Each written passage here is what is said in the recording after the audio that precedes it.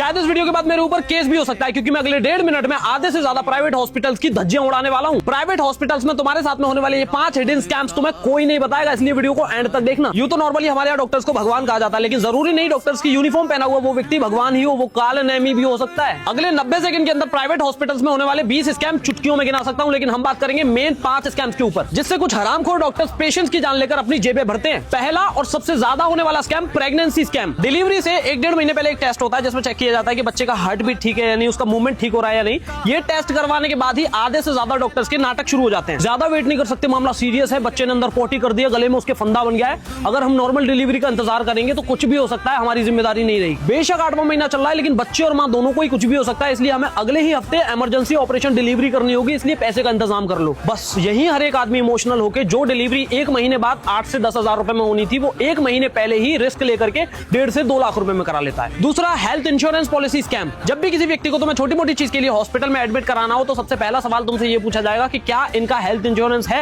तुम्हारे हाँ कहते ही वहां के स्टाफ को समझ में आ जाएगा कि इंश्योरेंस कंपनी को कैसे लूटना है। अब तुम्हें लगेगा कि यार मेरा बिल इंश्योरेंस कंपनी पे कर रही है तो मुझे इसमें दिक्कत क्या है। अरे भाई, अन्न पराया हो सकता है लेकिन पेट तो तुम्हारा है। वो ऊना दूना बिल बनाने के लिए इंजेक्शन और सर्जरी से तुम्हें छेद के रख देंगे, उसका क्या। अगर उस व्यक्ति की बीमारी छोटी मोटी है तो छूटते ही तुम्हें मना कर देना है, क्योंकि अगर हाँ कर दिया तो ये कुत्ते को हड्डी दिखाने जैसा होगा। अब तीसरा है मेडिसिन स्कैम। जरूरी नहीं कि कोई भी डॉक्टर्स तुम्हें दवाइयां लिखे तो वो दवाइयां तुम्हें उसी के स्टोर से या उसी के मेडिकल से लेनी पड़ेंगी। तुम्हें कानूनी तौर पर पूरा अधिकार है कि तुम दवाइयां कहीं से भी खरीद सकते हो। पहले चेक कर लो हॉस्पिटल के मेडिकल स्टोर पे दवाइयों की प्राइसिंग क्या है और बाहर प्राइसिंग क्या है, जहां से अच्छा लगे वहां से खरीदो। चौथा, इमरजेंसी आईसीयू स्कैम। इसमें परिवार को बोला जाता है कि इनकी कंडीशन बहुत ज्यादा खराब होती जा रही है, इनका ऑक्सीजन लेवल गिरता जा रहा है, अगर आईसीयू में भर्ती नहीं किया तो इनके साथ में कुछ भी हो सकता है। अब यहाँ कितना भी गरीब आदमी हो, वो अपने फैमिली मेंबर को बचाने के लिए तुरंत ही आईसीयू में भर्ती करने के लिए हाँ कह देगा, और यही शुरू हो जाएगा डॉक्टर्स के चार्जेस का नंगा नाच। आईसीयू में bed charges, monitoring charges, oxygen charges, nursing charges, doctor charges, uses of equipment charges, और भी न जाने कितने चार्जेस को बिल में ऐड करके उस बेचारे की खून पसीने की कमाई को चूस जाएंगे ये हरामखोर। अब 5वां और सबसे मेन ओवर प्राइसिंग स्कैम, जो ज्यादातर लोगों के साथ में होता है। जब तुम हॉस्पिटल से डिस्चार्ज ले रहे होते हो, इसमें डिस्चार्ज के बाद जब फाइनल बिल पे करना होता है, जब बेचारे ज्यादातर लोगों को जानकारी ना होने की वजह से जितना उनसे बोला जाता है वो बेचारे उतना ही पे करके चले जाते हैं, जबकि बिल में पैसा बढ़ा चढ़ा कर ऐड किया जाता है। एमआरपी से महंगी दवाइयां,